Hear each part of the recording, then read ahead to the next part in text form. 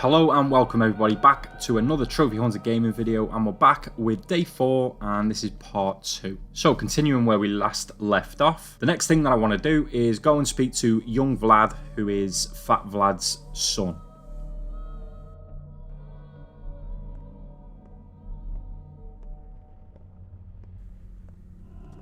So once we arrive at Fatvlad's place, we are going to be interrupted by a messenger, and he's basically going to tell us that everyone's absolutely batshit crazy at the moment. Everyone's just turned to looting, they've turned to stabbing and whatever, and basically the whole town has gone crazy because of this pandemic that's just broken out.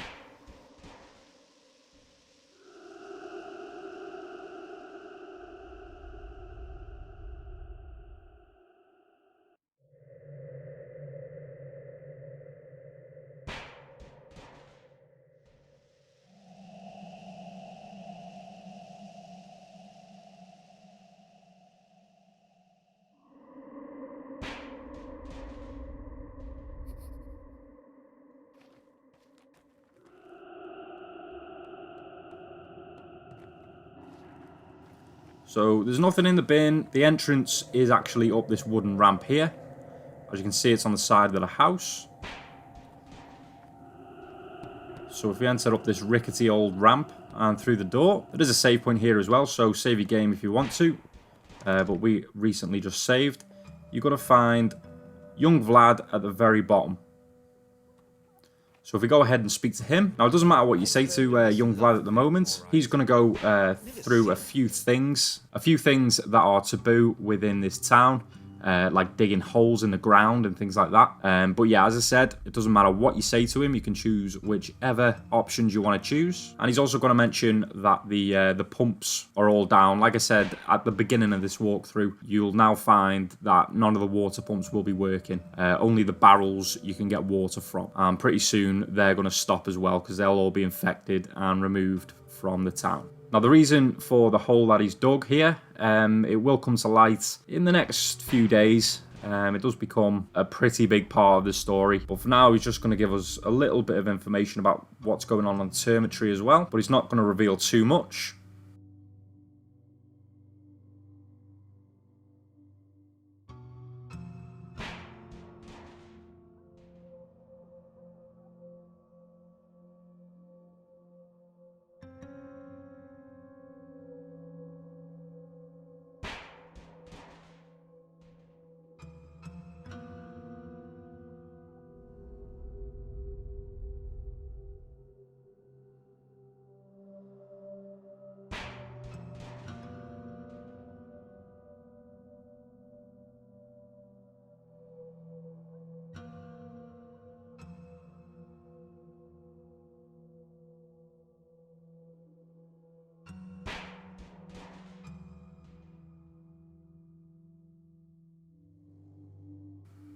So once we've spoken to Youngvlad, you can go ahead and speak to these O'Donners or whatever they were called. Again, it doesn't matter what you say to these guys. I'm just speaking to them for a little bit of story, and they're going to explain a bit about why they look like they do.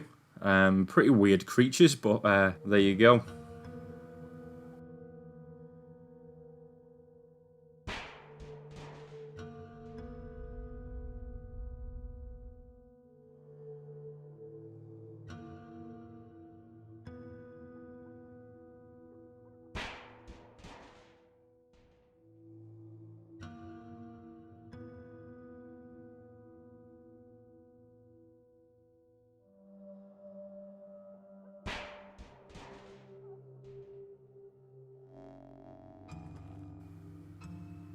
So we're done with Youngvlad's place for now. There are a couple more points of interest which I want to go and check out. And the next part we want to go and do is we want to go and see Knockkin in the Soul and a Halves base.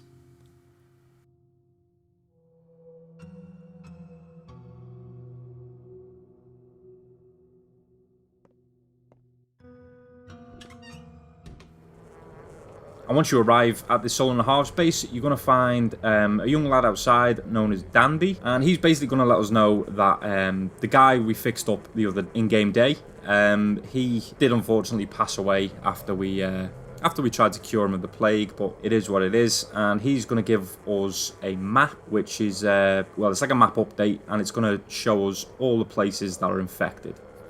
Now, if we head on inside the Soul and a Halves base, we're going to find that Knockkin has actually become infected. And again, just like Anna was, you're going to find him wrapped up in these ropes. And he's basically going to give you his final wishes. And he's going to start panicking a little bit. And he's going to say, don't leave him near any of his friends, just take him away and basically just let him die. But we can say whatever we want to him. It doesn't really affect anything too much. Now, if you wanted to, you could give Knockkin some medicine, but we're not going to bother at this point in time. Well, we're not going to bother at all, to be honest. Knockkin from here on out is not that important to this story, so we're not going to waste any Schmauder or anything on Knockkin, because things are becoming a little bit scarce as of now. So we leave Knockkin's warehouse, and outside we're going to be greeted by the Sand Pest, orderly looking guy again, and he's going to say to us that he's after everybody on the list. The list that we got from Aspity during like day 2, I think it was, at Barak's father's funeral. So we're going to learn a little bit more about who's on the list. Well, we know who's on the list, but we're going to understand a little bit more about why they're on the list. And again, the options that you choose don't really matter. We just need to find what the 8th is, and we'll find out that in the coming days.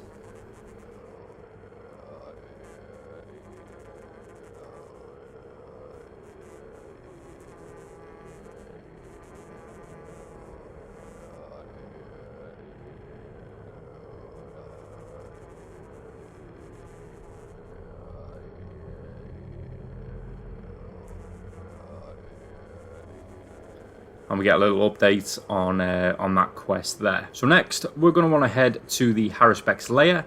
And as soon as we arrive at Haruspex lair, we're going to find Murky sat outside. Now, Murky is tied to a trophy a little later on.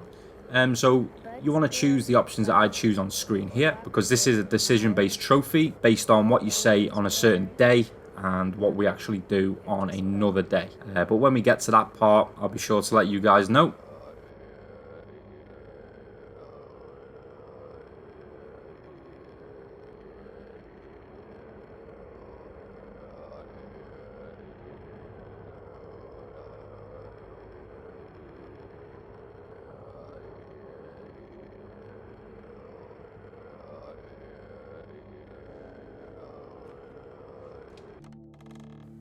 So if we head on into the Haruspex lair,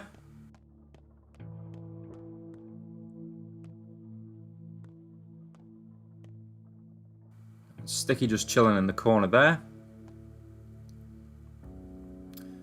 It is now time to fix our Alembic. And we are missing a few parts, so I do want to go ahead and see if we've got any metal scrap. There we go. And we're going to take some of that. If we choose to tinker again, we're going to need 1 piece of metal scrap, and we're going to need a toolkit which we got from Sticky, and we can go ahead and upgrade the Alembic a little bit more, which we're going to need tweezers, another piece of metal scrap, and another toolkit for. Have you seen a pale, glimmering man walking around at night? First of all, we're going to go and want to head back to our inventory cupboard here, and in here I want to take out the liver that we were given before, and we're going to do a bit of inventory organization. No, we dropped some. We dropped the grindstone there, or 10 of them, so I need to keep them.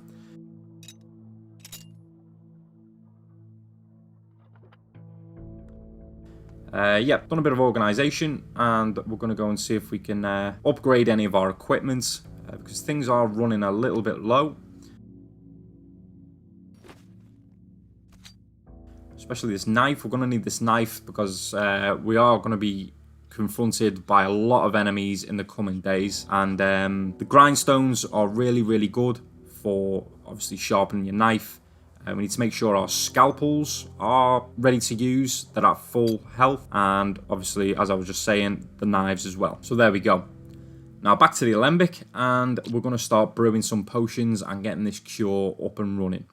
So you're going to need an organ or blood, and you're also going to need a tincture. So I'm just going to choose any tincture here for now. And we're going to use that liver. And this is going to be the first tincture that we brew. Now, when we're brewing these tinctures, there will be stages where we have to use different tinctures and different organs, such as like a brain or blood, a liver, a kidney, a heart, anything like that.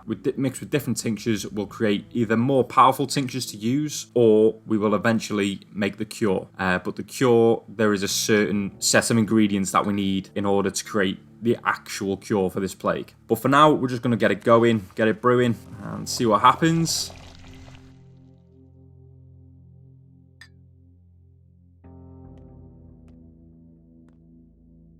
So moving on, we find ourselves in the spleen and at another door where we hear that piano tune. And again, the house is just here on the map. You go inside, door's going to be unlocked.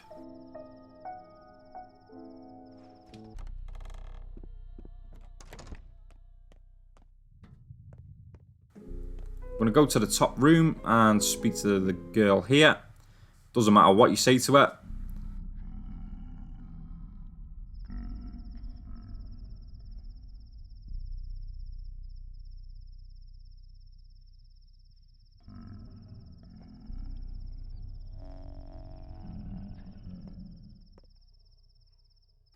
But we are 3 parts in. 1,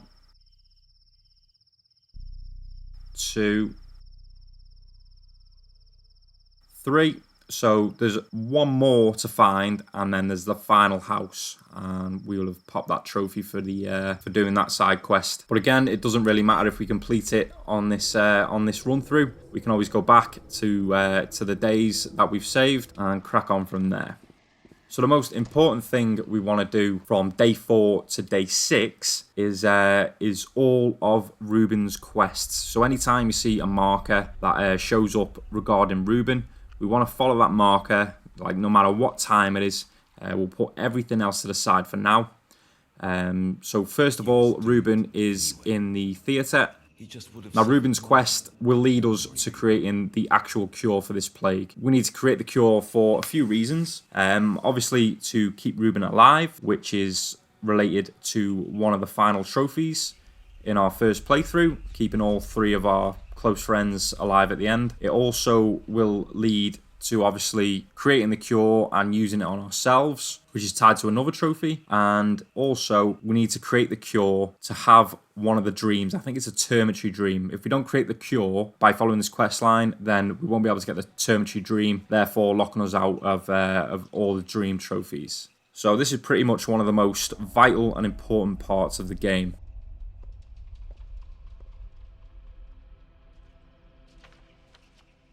And as you can see, Rubens' quests do involve this little bull icon, so be sure to follow them. The next place we need to go is back to Youngvlad's place, the place we were at the beginning of this video.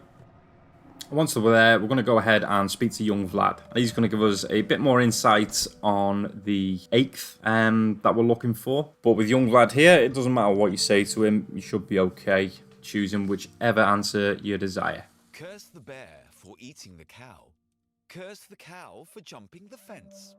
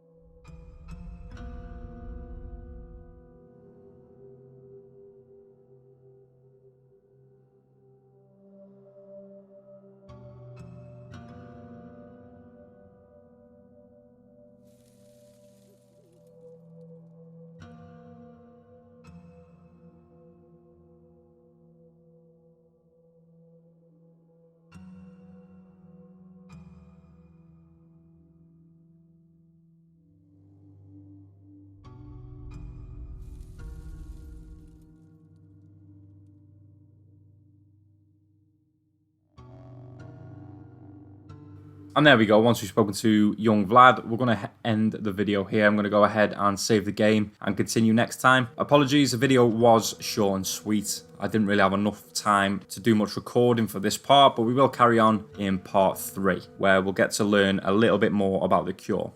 So if you did enjoy the video, then please drop it a like. It really does help the channel out. If you are new around here, then please hit that subscribe button and turn on notifications to be notified whenever a new Trophy Hunter gaming video is released. Thanks again for watching, guys. Take care.